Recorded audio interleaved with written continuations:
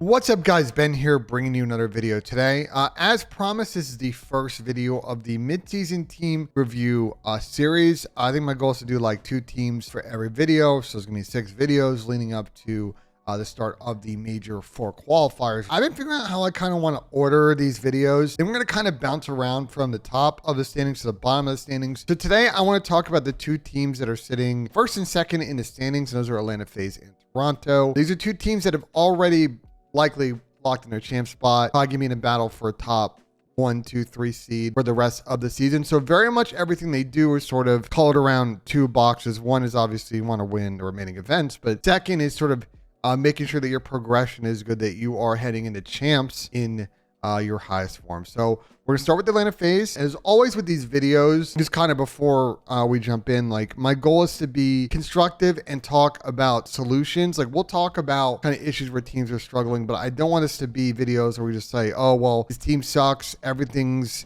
no good. I want to actually discuss ways that these teams can get better, things that they can work on, maps that they should focus on, and be like, as Adam App, my former boss used to say, be like solutions oriented. Don't just be, Debbie Downer. So let's dive in. We're going to start with Atlanta FaZe. So I think, as always, I want to kind of start off each team sort of piece, team segment, kind of talk about sort of, has that team achieved their goals so far this season? Now, we talk about Atlanta FaZe. I would assume clearly one of the goals this season is to win an event, and they've done that so far this season. They finished 3rd, 1st, and 3rd. So I think as far as that goes, I think they've checked that box. I would assume that they want to probably win another major at some point this season, so jury's still out on that. Of course, they have now finished 2nd at champs 2 of the 3 years of the CDL, and they've gotten 1st in the other, so I assume the other goal is to win champs. So far, they are definitely checking those boxes, but there are some things that are limiting their ability and why they've gotten 3rd a couple of times, and we'll get to that a little bit later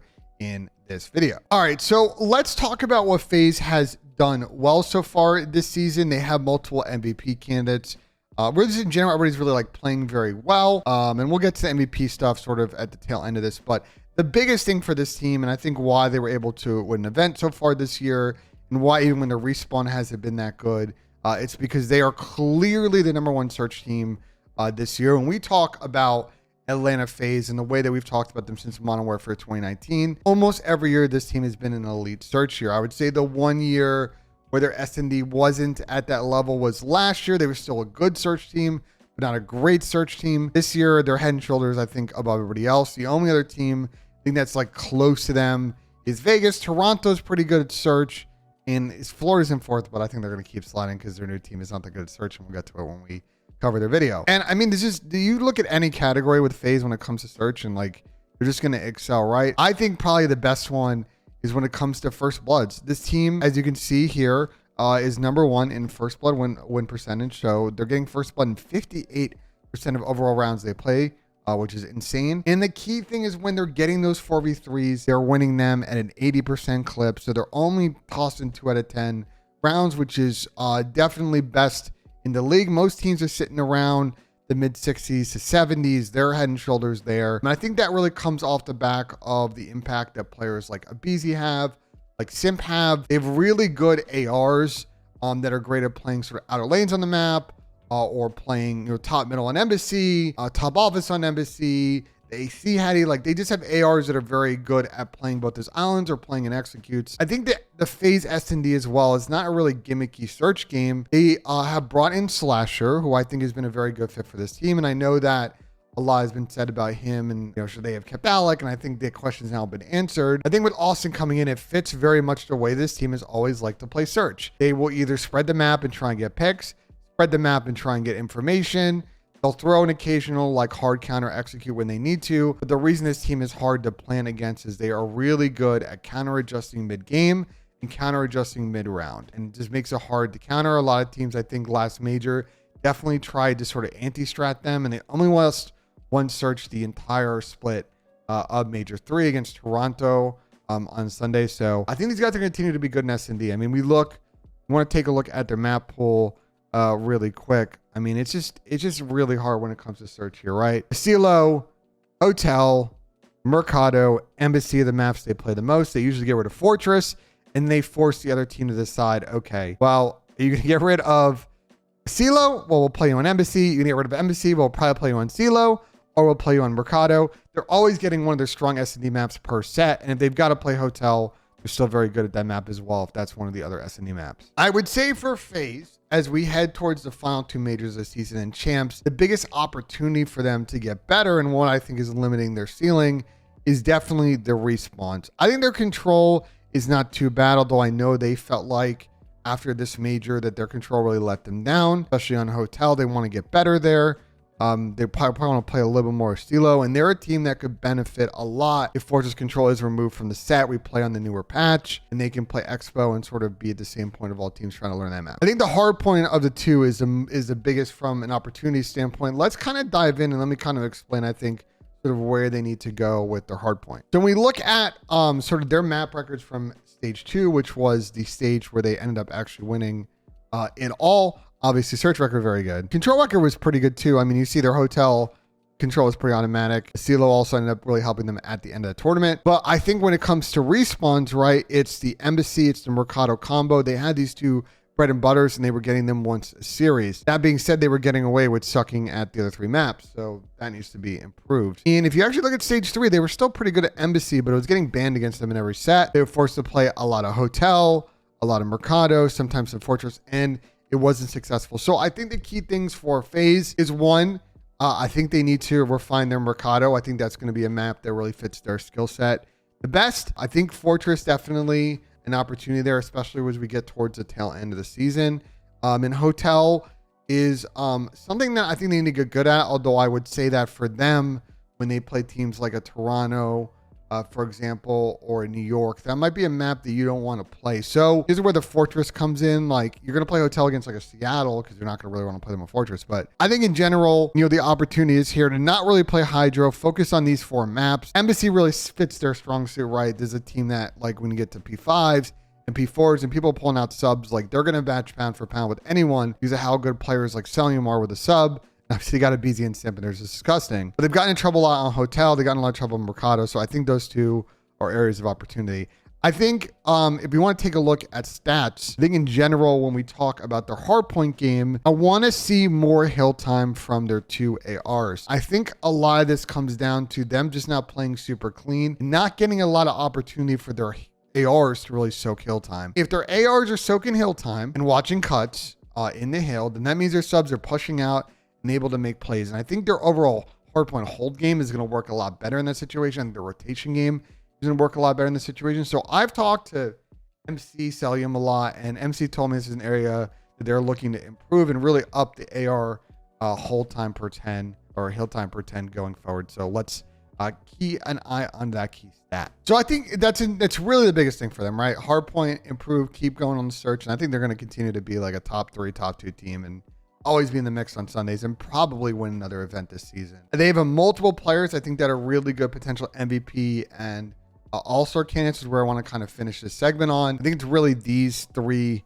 players. I think Austin's a good compliment, but he is sort of the 4th wheel on this team. MC's obviously having another great season. We look at any category, 1, 2, 3 in hardpoint, 1, 2, 6 in S&D, a 1, 2 in control. Like, MC's still a top, or one of the top flexes in the game, and so he's definitely still, once again, in the MVP discussion, and up there with the opportunity to go back-to-back as he did win MVP last season. And MC will probably likely also be an all-star this season. I think the player of the 2 subs right now that's probably the highest on the MVP ladder list is probably a BZ. I mean, I want to kind of, in particular, talk about a stat with the BZ that's actually insane, which is if we sort by overall S&D first bloods per team. And unfortunately, this doesn't really show the overall S&D first bloods. BZ's getting 26% of his team's first bloods.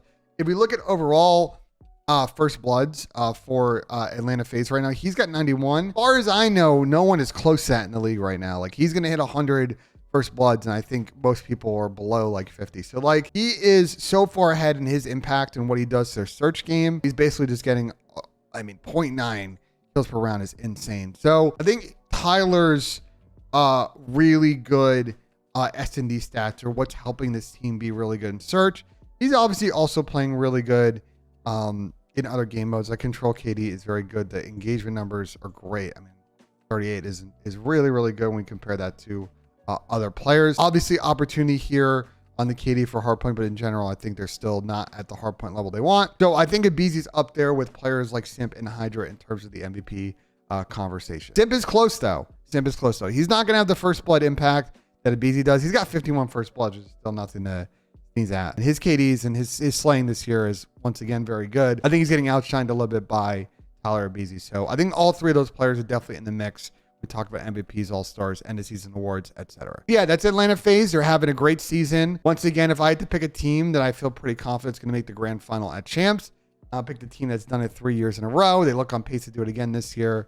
That is Atlanta FaZe so far this season. We're going to finish up this video talking about the Toronto Ultra. They're the team that's in second now overall in points. They obviously just won Major 3, and that's been a big accomplishment for this team because just like FaZe, after being really, really good in Cold War, right? They did win an online event, but they just finished second at a bunch, and Major 5 and Champs were definitely winnable for the team in the Cold War year. They were coming in at Vanguard, running back their same roster. They had a great part at Kickoff Classic, and then they were a non-factor pretty much all season. So they've gone with a completely different-ish lineup this season, and they've been in the mix for being a quality team. What was their big limiter Major 1 and Major 2 is they pulled up to the weekend and didn't really play their game. And so now they finally won an event. So I would say the overall question of have they achieved their early season goals of probably winning an event, being a competitive team, I would say they've probably done that.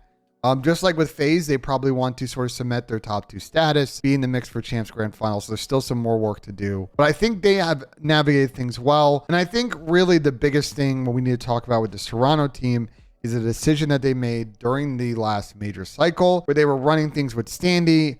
They went on a little bit of an L streak, like 3 series in a row, you know, counting the 2 losses back to back. They had a Major 2 and then their first loss during the Major 3 split. And they decided, okay, we're going to go ahead and bring Hixie in and bench, and they've actually released since then Standy, and they've been really good, and obviously a parlay that into an event win. So that was a really ballsy decision out of them. So it's very interesting. We look at Toronto stats like pre and post the Hixie pickup. Like in general, the numbers are pretty solid. We look at how players were playing prior to that maneuver. Kleenex, the one that I think was really sort of the weakest player on the team, but playing the most aggressive role. And it seems like maybe the fit with Standy wasn't that good. And I think Standy was really kind of struggling as well. Both their subs really struggling as well in search. And that was a big limiter as they were only like 12 and 10 in search prior to the change. But I think what they've done is they've sort of developed a little bit of a more selfless system with Hixie coming in. I think the fit with the subs has been a lot better. And yes, the stats overall are not as good. Keep in mind, smaller sample size. But I think the key thing for them is how good Kleenex has played and how good Scrappy has played. And really, they're sort of like, in a way, it's sort of setting up a little bit similar to Seattle. Like, you have these 2 featured players very much in respawn, and you kind of play around them. And obviously, Insight's always been a really good island player in search. He's always doing his thing. I think there's obviously opportunity for Hixie to play some better Call of Duty, still getting to the fit. But you see with the map records, like they've been way better in search. Well, Hardpoint, they haven't. They only lost 1 control. And I think that really gets to sort of the next thing with Toronto as to why I think they've been playing really good, which is they've been the best control team in the game. Just like with FaZe in search, Ultra clear head and shoulders when it comes to control. The next team is LA Thieves, but it's not, there's a big gap between those 2 teams. And just in general, when it comes to Toronto, if you kind of scroll through the stats, they're really good on both sides of the game mode. So great on offense, winning over 50%. There's only a couple other teams that are doing that, New York and Seattle. And then when it comes to defenses, I mean, they're clinical, executing at a highest level. Surprisingly, Rocker actually the highest when it comes to defense win percentage, but that could be a Fortress thing. But Toronto, 67.21% is really, really good. I think that's extremely typical out of them. So they're really well-rounded in the game mode. And by the way, they're doing this by being really good at the 2 mainstay control games, right? They're really good at CeeLo. They were good at Hotel. They play some Fortress, but they're not like what's like with New York, where their control record, you got to kind of put a little bit of an asterisk and say, well, they're playing a lot of Fortress control. We know our thoughts on the map. No, they're doing this by playing and scoring up on either Hotel or CeeLo, given whatever matchup they're getting against the team. And that's why they're so difficult to beat on the map 3. So I think working on that is key. And for Toronto, they may get even better in this game mode. If Fortress comes out, we get Expo, and they master that map. We've talked in time and time again about Fortress, and it's kind of a 50-50 map. Another control map could make this team like essentially unbeatable in this game mode. So, okay, so let's talk about some things that I think that Toronto could clean up, or things they want to add to their repertoire over the next 2 events to really kind of round out their spot at the top. We've talked a lot this season on other videos that yes, FaZe and Toronto are teams 1 and 2 right now, but there are a lot of other contenders, and we'll get to them in the later videos in the series, that are nipping at their heels and can very easily finish top 2, top 3 at events. So holding down the top 2 spot, really only Atlanta FaZe is a team that's been able to do it so far this season. So I would say for Toronto, it's probably 2 things map pool wise. Obviously Hixie, I think getting a little more sling out of him is key, because eventually other players may dip in form. So you want Hixie to kind of step it up. So they'll need that at some point. I like the hardpoint map pool for Toronto: Hotel, Hydro, Mercado. Sometimes their hotel's been kind of hot and cold, but not so far with their new team. They're good at Hydro. We saw that against Optic. I think that was a big swing in that series. And then Mercado is good. I think getting a little bit more consistency with either Embassy or Fortress will be key, just to be sort of have an unbeatable hardpoint map pool. So that's one opportunity for them. On the search front, you know, they really mainly have played a lot of these 3 maps. I would say keep being good at Mercado. It fits their strong suit. They've got strong ARs that are good at sort of the kind of Mercado grittiness team deathmatch thing that Search plays out to. We've also got some dynamic subs. I will say one caveat on the Mercado Search thing is they haven't yet played it with their new team. These are the records so far they've had at Stage 3. This includes the one series that they played with Standy. So they played a majority of Fortress and Hotel and like 1 Embassy. So they're still feeling out their S&D map pool. 7-5 is a good record, but they probably need like 1 more bread and butter search map to add to the pool. I think Embassy could really be it. That's kind of an equalizer against a bunch of teams that are like end up playing the map a lot and they aren't great at it. And the only thing with Embassy though is against other top teams, it's a little bit murkier. So I like that they played a lot of Hotel over the course of the last couple stages. I like them continuing to do that.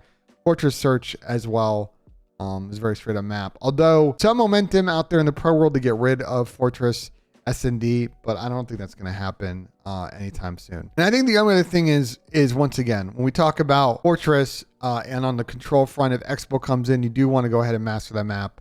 I mean, bro, you'd be unbeatable. Hey, you'd have 3 great control maps. I don't know how people are supposed to square up with you. That would make you just head and shoulders above the other teams when it comes to the game mode, which they kind of already are, but it'd make them like, you know, S+ tier if we want to talk about that. All right, so I want to wrap this up with sort of final thoughts about the team, but let's first talk about the all-star sort of MVP situation with the squad. I think first off, we got to talk about Scrap. He's going to be clear right now, rookie of the year. That's easy. And he's putting up all-star MVP numbers as well. 1.12 in hardpoint with good engagements for an AR. 67 seconds in Hill. He's doing his thing. Grinding and search as well. First blood's good. Slaying good. Impact's good there. And then when it comes to control, 1.26 is insane. So, I mean, he's up there with the MVP candidates. I think if Toronto continues to be a top 2 team for the next 2 events, I could see him being sort of in that 1-2 conversation for MVP. So he may actually sweep a number of awards this year. And I think CleanX is starting to seek himself into this position. Again, this is the overall numbers. We in the earlier in this video talked about his sort of numbers with this new squad have been really good. So I expect him to keep stepping it up and probably improving these as he continues to play with his squad. I think CleanX is definitely on path to be a potential all-star look this year. The problem for CleanX is, you know, when it comes to how people may build their first and second team all-stars, it's where does he fit in with like Simpa BZ, Shotzi, Hydra, Fred? Like, can he make himself stand out of that crowd? That's kind of the key question. So Toronto having a great season. I think they're continue to be a contender. They've been really good online, so I don't see them really slip in much in the stage qualifier realm. I think them and FaZe right now are probably top 3 seeds for champs. Toronto's got one more major fight that they're hosting, so I think there's a good chance that they win another major, then we see what happens at champs. So the Toronto project, once again, they have gotten back to winning ways and are going to be a force for the rest of the season. So yeah, fun video, guys. Really enjoyed making the first preview video for those 2 teams. I think the next one, we're going to flip over and talk about the bottom of the standings and talk a little bit about teams like London and Florida. And I'm going to kind of like flip-flop back and forth because I could go top down, but I think it'd be kind of boring. I think we should sort of mix things up video to video. So that's going to be the next like 5 to 6 videos I do will be these, and then we'll get predictions in for the first week of major qualifiers, and that will get us all the way towards the end of next week. So I hope you guys enjoyed the video. Let me in the comments what you guys thought of this video. If you think I should switch up anything format wise, because I haven't recorded the other videos yet. I wanted to do this one, see guys' feedback, and then bang through the rest of them once y'all gave me some feedback. So we're going to do that in the next couple of days. Like if you enjoyed, subscribe for more, and we'll see you guys on the next one.